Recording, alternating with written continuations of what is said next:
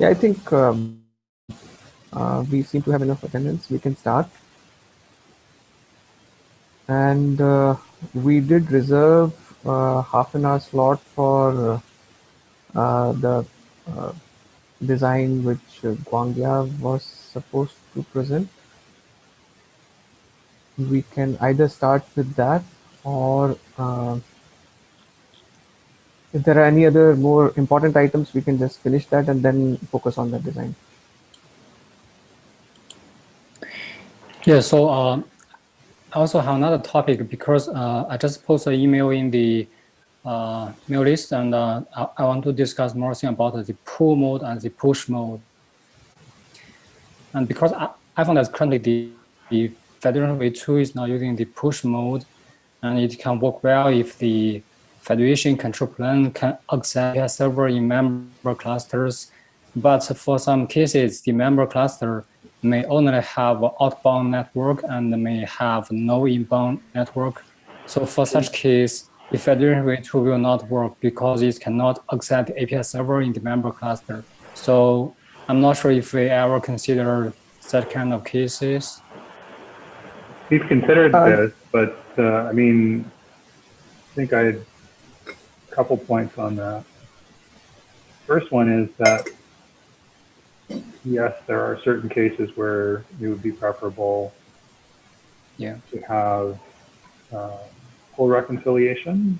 The use cases that customers have reported thus far has been more about not wanting a single point of failure and not wanting to grant effectively cluster admin access to a federation reconciler.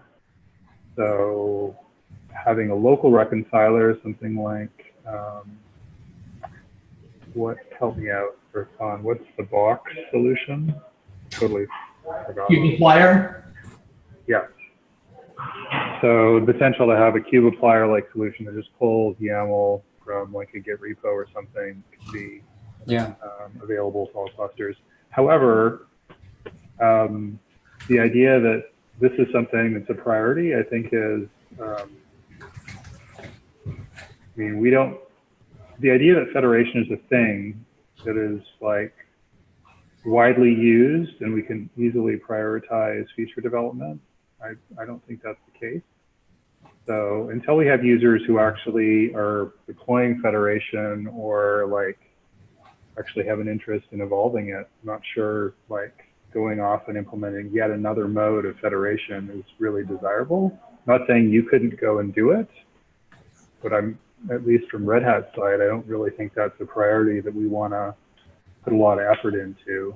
I think that there's a lot more stuff. I'd be happy to have somebody do some prototyping around this, but we don't have development bandwidth to participate in it at Red Hat at this point beyond, giving guidance and stuff like that. But I'd be really happy to talk about it with anybody that wants to explore the problem space. And I would definitely welcome anybody that wants to prototype another reconciler or mode of propagation like that. I'm totally open to people doing it, but we don't have development resources to give to it at Red Hat at this point.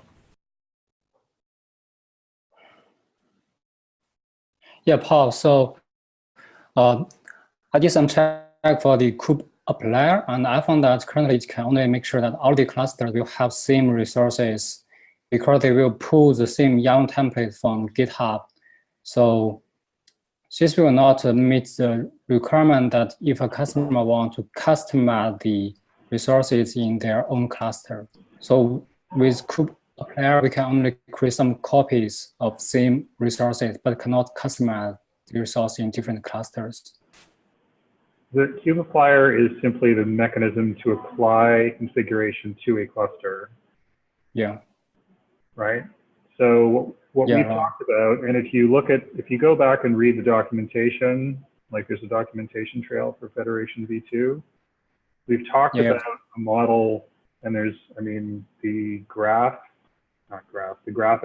on the Federation V2 README, where it diagrams like everything. It talks about like a pull reconciler, but what feeds that on the Federation control plane is a YAML generator.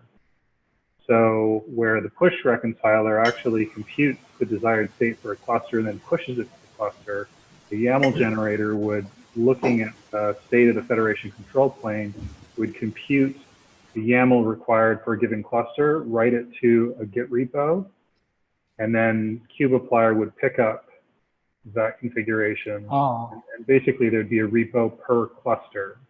So essentially it's like, it's generating the configuration per cluster that kubeapplier per cluster would need. It's not you just use kubeapplier, you integrate kubeapplier with the output of the Federation control. Yeah, Okay. yeah, exactly. So, for example,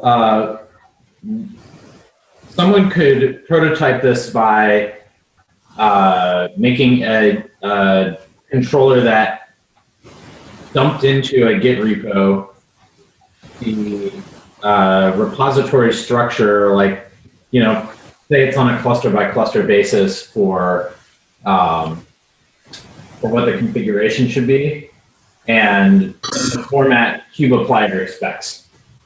And then you could run kubeapplier in each of the target clusters to pull from the correct Git repo. As one of probably tens of approaches you could take to integrate kubeapplier or something like it. Yeah. So you mean that we should have different GitHub repos for each member cluster so that they can pull different YAML templates? Not necessarily different repos. Yeah. Just it could as well be a single repo, as far as I know. Kubeapplier given a Git repo is also given a location in that repo. And so potentially you could have one big repo with a directory, subdirectory, and the repo per cluster. Oh, yeah. Yeah, so even if we have only one record answer, we need to make sure that different member cluster will pull different YAML templates. Right, so that is configuration done at the cluster level. Like, as far as I know, kubeapplier is configured with the repo and the location in that repo. And so part of setting up this federation in a pull model would be configuring kubeapplier or whatever alternate cluster local configuration of application mechanism you decide to use. Kubeapplier is just one. I'm sure you can build your own or use another. Yeah. Yeah, I would be really happy to talk about like a proof of concept that we could do with kubeapplier, or if somebody else has a tool that they're really familiar with that might be easier to get started with than learning something. Since I've never used kubeapplier yet personally, I'd be really happy to set up a time to talk about that if someone wants to do a spike. And we can whiteboard, you know, how it would work and take a look at level of effort to prove it out.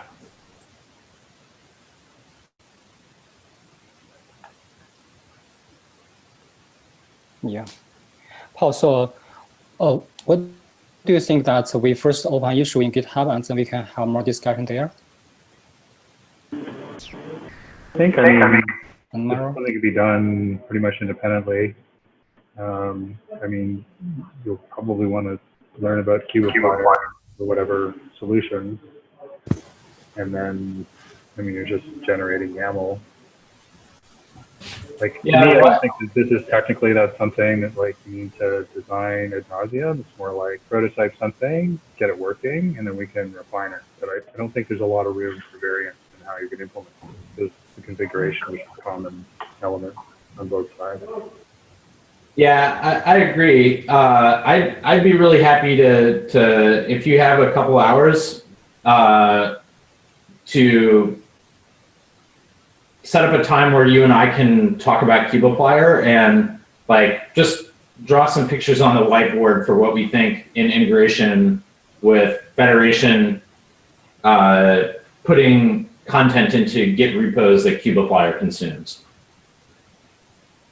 And if we can come up with something that makes sense to us both, like anybody's welcome to hack on that to prove that out.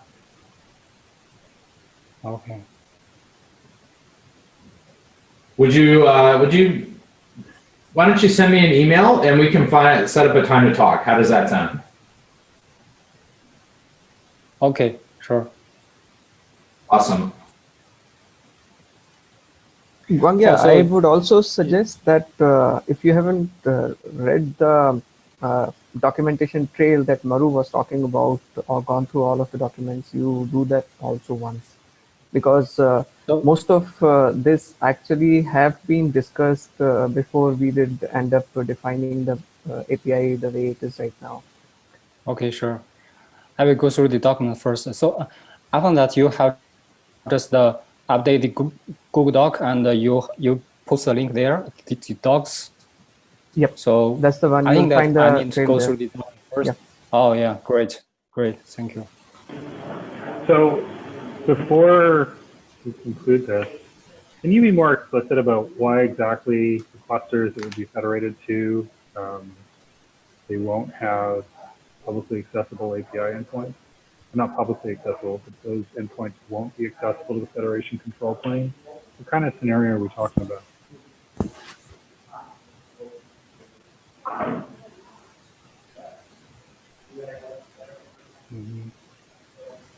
Sorry, was that question clear?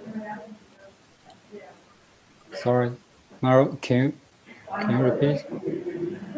There's some noise. So, in your email to the list, which was answered by Kristen, you talked about the cluster's API endpoints not being accessible. Yeah. What sort of scenario that would be the case? Generally, API endpoints are like, not having an API endpoint accessible means it's not usable from whatever location. It's just curious that you'd be hosting the Federation control plane and a network that's so disjoint from clusters that they're targeting. Yeah, because my use case is that some customers want to isolate their member clusters, and they want to make sure that the member cluster will not have security issues. So that's why they want to make sure that all the member clusters only have outbound network and don't have inbound networks. So this will call the Federation. I just want to be, I think it makes sense to clarify here though, because when you talk about outbound versus inbound, that is typically like pod level, right? Typically not talking about like the API server is completely like not accessible. Because I mean, if you can't talk to the API server, yeah, that's kind of a blocker. So I'm curious why exactly, like, who does have access to the API server? Clearly somebody has to, or you don't. Like, how do you work? Are you talking about? Go ahead. Yeah, so for the API server, only the people who is able to, who is located in the member cluster is able to access it, but other people outside the member cluster will not be able to access the API server. So you're talking about something that's geographically distributed? Like there's a cluster in, you know, North America, there's a cluster in Asia, and someone in Asia cannot access cluster in North America, or what are you talking about? Yeah, suppose we have two clusters, one is in North America, and another is in Asia. And we also have a Federation control plane, which is also located in Asia. And then the Federation cluster, the Federation control plane is not able to access the API server in North America and Asia. And only the people who is located in North America is able to access the API server there. Huh. I mean, there are good reasons to use a pull model. I'm not entirely sure this is one, given that, I mean, you're implicitly trusting the Federation control plane to generate appropriate configuration in both cases. Yeah. Like, network tunneling or VPN is not exactly rocket science. Being able to provide the Federation control plane the ability to log in to the North American server would seem way simpler, because in that case, you could do that with a little bit of, an operator could go and configure that, and then you're done. You don't have to write software. You don't have to maintain it. I'm not suggesting that pull isn't useful, and if you insist on writing it, I mean, certainly nobody is going to stop you, and many people will be very glad of it. But I would question whether the case you're talking about really justifies software development instead of just configuration. Good for thought. Well, as a reply to that mail chain, there was one interesting use case another user posted. That was about two different clusters, and each of the cluster being behind a specific VPN network, and users within a VPN can access that particular cluster. So it was something like one VPN network cannot reach to another VPN network, or from some network it can, or one way or either ways it could be like that. So the clusters are behind a firewall, and the users are also behind the same firewall, something like that.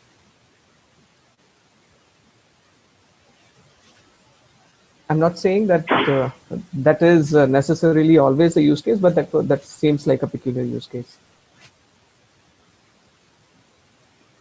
I'm not saying there aren't cases, but like I said, yep. If there's ever a case where you can avoid writing code, that's a really good scenario. Yeah, I agree with that. I mean, I thought maybe to answer your question you were asking about. Yeah, fair. I'm still very interested in facilitating someone doing pull reconciliation. So please do shoot me a ping offline and we can talk about it, okay? Okay, that's great. But as we have talked about earlier, I think pull reconciliation has one benefit where the reconciler or the pull controller, whichever is per cluster, would have access based on that cluster, and it can be controlled within that cluster. Whereas in Federation control plane, we basically need to have admin level kind of access to all the clusters right now. So that might be the only benefit that I see in that case.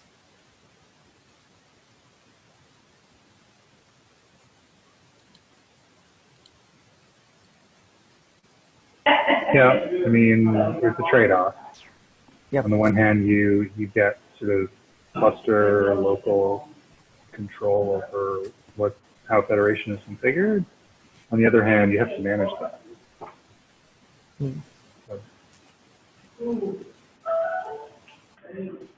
Okay, let's move ahead. And yeah, I think Paul and Guangya, you can maybe sync and see if either of you are interested in maybe prototyping some of it.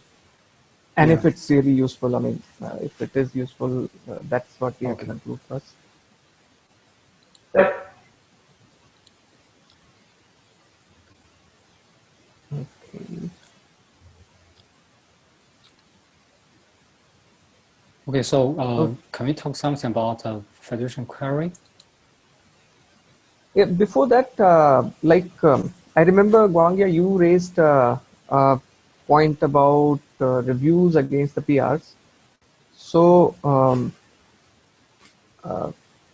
I would just, if there are other folks also on this call, I would just put in a little bit of a background that when we started this development, Red Hat took the ownership of the sync reconciler, which basically the end result of which is that using configuration alone, you can federate a simple federation of any type, any Kubernetes type could be done. And Huawei, I and Shashi took up responsibility of writing higher level controllers. And we also did agree that we would not block either of the work, and we could not necessarily commit that we'll review each other's PRs always. So that is how I think we are still going ahead. So why I'm updating this is because I see some PRs which are unreviewed, which probably did not get attention. That probably is because maybe of this agreement. And the new ones if new contributors are coming in, we maybe need to reach an agreement about the review time given by the reviewers. So how do we really want to have that agreement is the question that I want to raise up.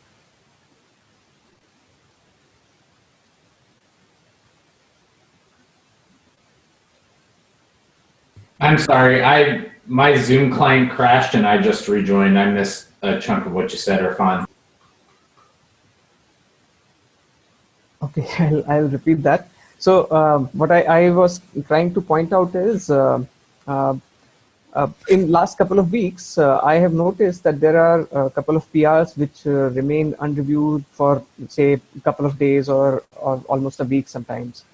So what I did, given a precursor to rest of the folks in the meeting, that while we started this development, we Red Hat and Huawei had sort of an agreement what portions of the code we'll own, and we'll try to review each other's work, but that was not a commitment kind of a thing. So that worked well, that works fine for us so far. But now I see that there are new contributors who have joined in, and probably we might have more new contributors. So what should be our mode of reviewing the PR, or the commitment on the review of the PRs is what I wanted to know. I'm not sure that I'm ready to have a discussion about commitment, but I can definitely say that I recommend to everybody working on this project to take a pass through reviews. If we feel like there are polls that are stale, are there ones that you can point to, Irfan, that you feel need review right away? I see that we've got this E2E job that's still open. I've been. Yeah, actually, yeah. One is that. Then I saw Shashi's DNS, the new one. I was under the impression that you and Shashi were basically going to conclude that feature. Yeah, I'm a little delinquent on review of Shashi's PR. I've had a lot of workload, but I can give it some attention today. The E2E job should be ready to merge. I basically just waiting. Yeah, actually, I did point in my good to go, but I did not want to just LGTM because I saw that Maru also had some comments. So that's why I didn't LGTM it. So as long as we're talking about the poll 184, I'll put the link into the chat. Is there anything left to be done here? No, actually not only this, because this point was actually raised by Guangya last time. He has been raising a couple of PRs recently, and he mentioned that he's not getting enough attention. So, I also wanted to focus this on the new PR submitters. I guess we'll take a pass as and when they come in. That seems fine to me. Yeah, I think if we need to take a pass through polls, let's take a pass through polls and let's devote attention to polls. I mean, if you feel like you need a review from me, my email address is in my GitHub account. I receive a huge number of notifications from GitHub, and I haven't really found an effective way to filter them, even using the mechanisms that GitHub gives you to do that. So if you ever need a review from me, feel free to reach out to me on Slack or via email. Cool. That seems fine. That seems fine. So this is to information to others also. If you feel that particular reviewer should be giving specific attention, then you can probably ping in Slack or directly put in a message in GitHub, wherever. Okay, let's move ahead. Great. We can talk about the read or the query, addition query document now. Okay. And, yeah. Before that, I think we internally discussed should we discuss about that status, like federated status, like how we are going to tackle that? Or is there any particular use in implementing it, or it doesn't bother right now? So Lindsay's been working on something. I'm not actually sure the status, and she's off this week. But she is at least, she's on, yeah, she's working on it. One of the things that occurred to me in talking with her about what she was doing, I think there's the possibility of using status to drive scheduling and getting sort of user visibility for free. And this would reduce the complexity of the scheduling because they wouldn't have to watch the member clusters. They could just watch the federation, status in the federation. So I'm assuming like Irfan and Shashi, you sort of understand what I'm talking about. Yep. Yeah, that's what actually Shashi was referring to. We have been having some talks about how to, how the status API should look, or where should it be, or what should it fetch, kind of stuff. And I find there is a little bit of overlap in this read query, federation read query behavior also, or feature, call it whatever. So yeah, we can maybe talk about that when we come to it while discussing this document also. Yeah, I mean, for me, the sort of broad strokes are that I would expect status for like replica set and deployments to contain all the information needed to drive scheduling. And I would expect user like requirements for status to be a subset of that, if not exactly the same thing. So like ready replicas of replicas, I think is what currently drives the scheduling algorithm. That seems nice to have for me. I mean, that would actually ideally, that's what we have as part of the workflow that we did earlier. Mm-hmm. And that seems like we would converge to that. Yeah. So when Lindsay gets back next week, maybe she can talk about what she's done, where she's at. Okay. Sounds good. Yeah. Sure. Thanks. Okay, Gwangya, go ahead. Yeah. Okay, let me share my desktop so that you can see my screen. So I just wrote a draft document about how I want to do the federation read for Federation V2. So currently, we can first take a look at the use case here.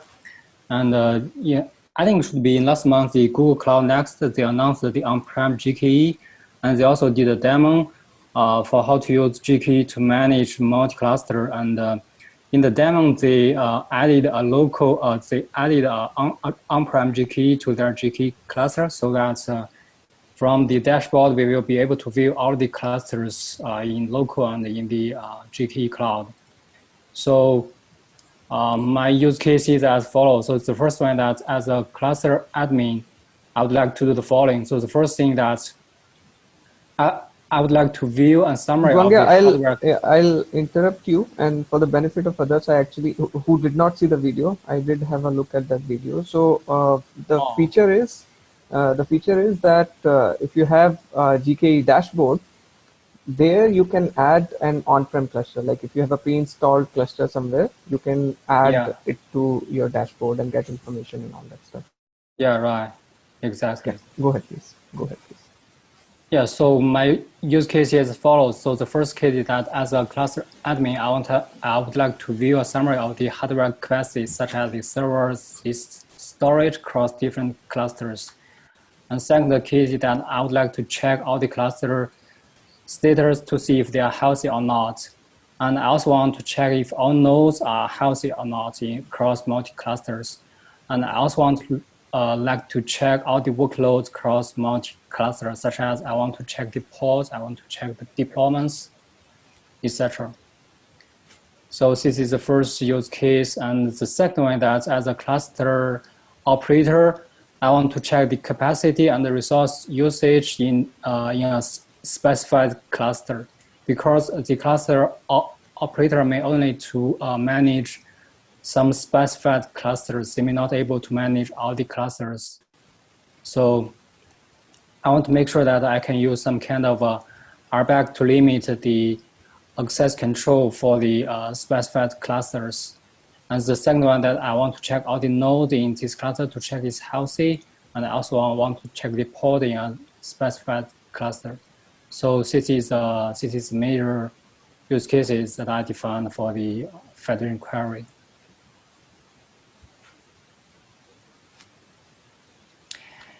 Yeah, and currently the current status in Federation V2 is that we can only query the resources which is deployed by the Federation control plane, such as we can query the Federation deployment, the Federation config map, the Federation jobs, etc. But we cannot query the resources which is not deployed by the Federation control plane, such as if one cluster admin deployed some deployments in a specified cluster, and then we will not able to view and we will not able to get all the resources in this cluster using the Federation control plane. So, Guangya, I'll correct you here also. Actually, I haven't given the comments. So currently in Federation V2, we cannot really get anything about the deployed workload. So that's what we were talking about, the status, where we can get some information about what the replication of the workload has happened. Probably it failed in one cluster, but we do not have a direct information about it. Yeah, right. There's also a question that I want to know. Do we have some plan to fill in the status for all the objects in Federation V2, such as Federation deployment? Yes, that's what Maru was talking about, that Lindsay, she is another employee of Red Hat. She's working on that. Okay, great. So I think it might make sense to sort of separate concerns here. So providing status for federated resources that have some sort of state, like deployments, replica set, that's kind of one problem, and we're going to solve that in Federation. The other problem is visibility into multiple clusters, and I don't think that this necessarily has to be tied at the hip to Federation. And I say that only because Federation, at least in the Kubernetes context, in my mind, is about managing configuration across multiple clusters. And that can mean that you get some visibility into those clusters, but it isn't necessarily, like you could get visibility into multiple clusters without managing the configuration. And so when we've talked about this in the past, there's been some suggestion that maybe this could be a separate feature. Like, I want to be able to look at my clusters and drill down and do stuff. I don't necessarily need to use Federation to do that. I can have multiple independent clusters and still have that feature be useful. Yeah. Does that make sense? Yeah. And also, you may see that in the Federation query, I mainly wanted to address this use case because the users can always segment Federation control plane and directly deploy resources to the member clusters. So with this case, we were not able to get the resources from the Federation control plane. So we need to enable the Federation control plane to get that kind of resources, which is not deployed by the Federation control plane. Yeah, so I think that is what is Maru talking about. Like if you segregate both of these, if you separate these two as two different features, then one feature is that you can get all the information about all the resources and quotas or whatever information that you probably want in a read-only mode from clusters. That is one feature, separate. And the status that we were talking about is the status of only those resources which are actually deployed through Federation, and that status is part of Federation. So I think if we deal it that way, it might make more sense. Because if we club them, then you would probably have to have some mechanism of telling the user which one is federated resource and which one is not. Yeah, so you mean that there are like more two complicated. use cases? Yeah, so the first one is that we need to get resources deployed by the Federation control plane. I think that this is the product which is doing by Red Hat, sorry, I forgot the name. Lindsay. Yeah. And another is get resources deployed by the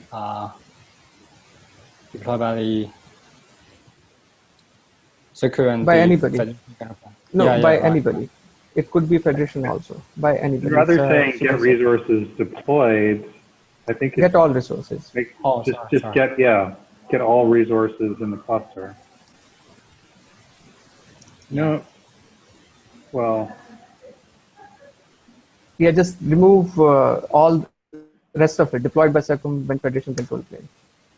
I mean, we're talking about the status of resources managed by the Federation control plane versus the all resources in a given cluster. Oh yeah, get all resources. So these are and these aren't all deployed. These are just all resources. It doesn't matter how they came to be there. This is the state of cluster A. This is the state of cluster B. It doesn't matter who put it there. Yep, that seems more fine. Yeah. Okay, so in scope with that, we want to enable the user query Kubernetes resources from all subsets of Kubernetes clusters. So this is the major requirement. I think that we already mentioned it in the use case here. And also the auto scope is that I don't want to cover the RBAC here because I think that we are planning to have a Federation RBAC. I think that maybe we can address it in that product.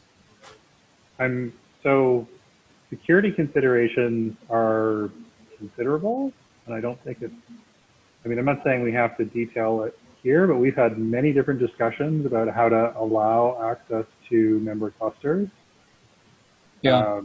If I'm an administrator and I have, certain permissions, there's some question as to whether, in the example that you're giving in the design proposal where there's a query API,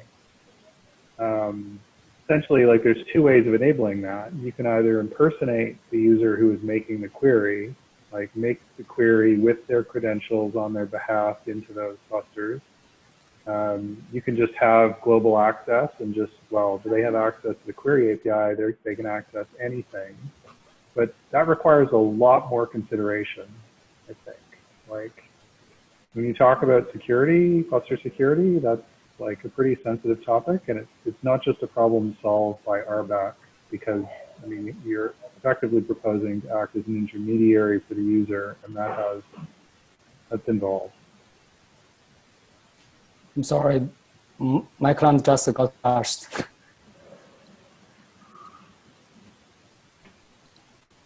It's okay. Yeah, I'm back. So I would just say that security considerations cannot be out of scope for saying that it gets global read access to a cluster. That's something that has to be considered. So TBD.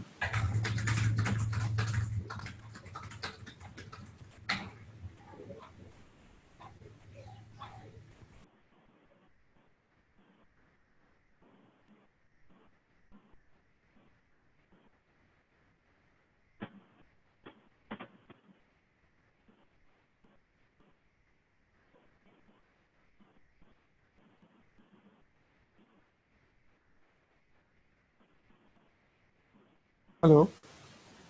Hello. I was going to ask if my audio is still working. Mine is working. He seems to be on the call also. Sorry, Maru. I'm sorry. Maru, so can you please post your comments in the Google Doc so that I can review later, because my client keeps crashing. I don't know why. That's fine. Actually, I did read through the document, and um, I would say that I was expecting a little more. Like you probably have a link of an earlier document where the same feature has been discussed. Are you with us, Wangya? Hello. Yeah, so you mean that you want to, hello, can you hear? Yes, I yes, don't we know can what hear is you. wrong with the, We can hear you. Hello. oh, okay, great. So, yeah, I can hear. Yeah, what I was saying is that I was expecting maybe more. I think you probably have to put an alternative to this. And I thought that last meeting we had a chat. Maru and Paul probably had some discussions about the same earlier internally, and they mentioned that they might actually come up with some suggestions or options for the same. Uh, so I would suggest you sync up with Paul or Maru offline and maybe take their inputs and then incorporate whatever the suggestions are there in the document. Then it would be good that we review it. Oh, yeah. I think it's a little, Okay, great. I mean, it doesn't have enough content which can be reviewed clearly, as per my opinion. Paul, Maru, you have some suggestions for what I said? Yeah, Okay. I would agree. Actually, I don't think that there's enough justification for creating this as an API. I mean, talking about how Google has a user experience that includes like access to on-prem clusters or at least off GKE clusters. They're using a user interface to access that. I'm pretty sure, like reasonably confident, that they're not using a Kubernetes API to do it. So pointing them to them as prior art and saying, well, they're doing this and we have to do that. I don't see the line of causation that suggests this solution.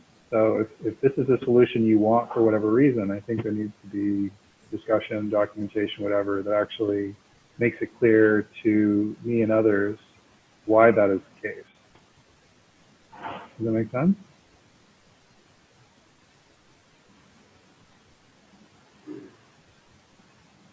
Anyone? Wangya, you are still with us?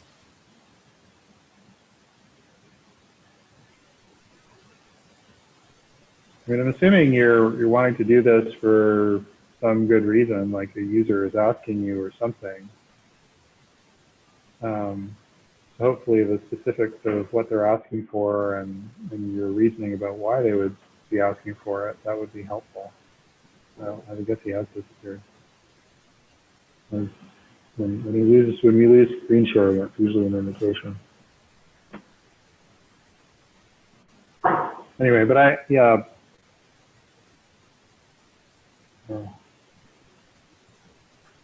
We can follow up offline. I think your suggestion. Yep.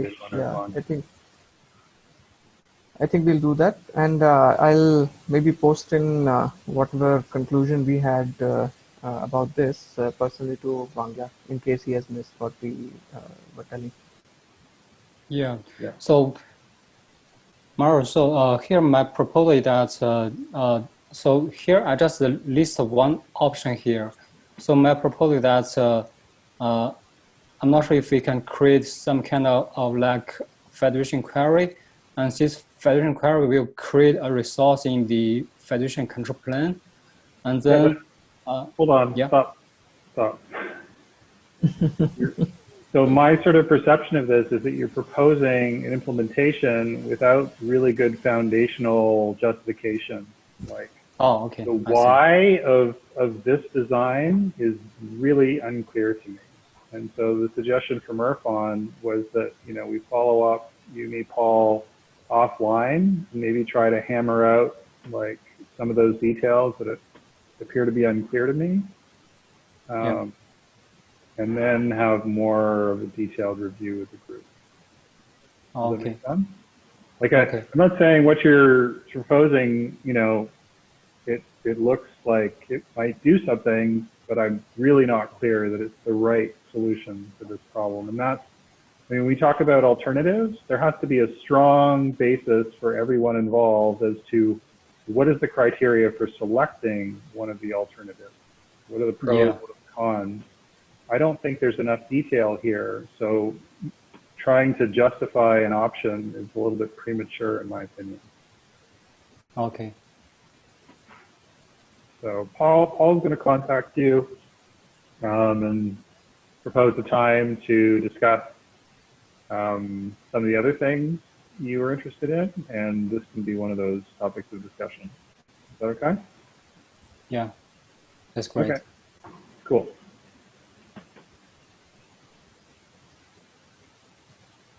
Okay, so